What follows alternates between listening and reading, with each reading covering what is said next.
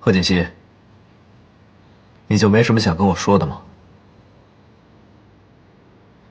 我今天忙了一天，先洗澡准备睡觉去了。你站住！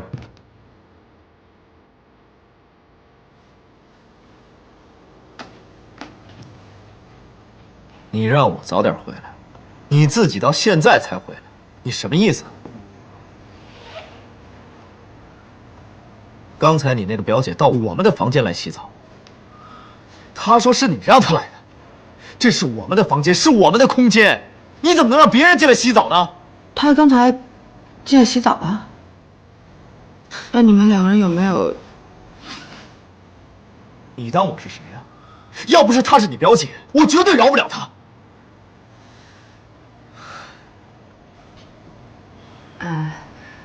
对不起，都是我不好。下一次，不对，没有下一次了。我以后再也不会让他来我们房间了。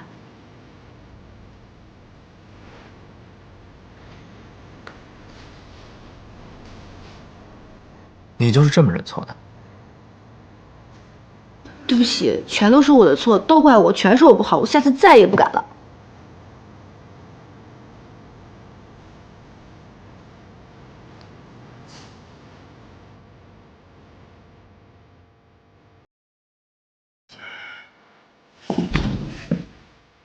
那，你想要我怎么做？你说呢？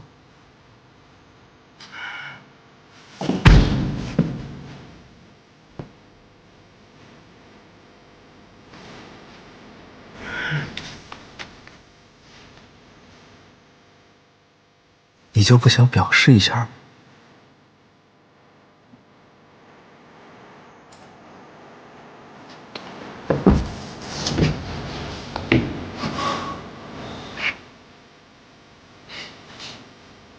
算了，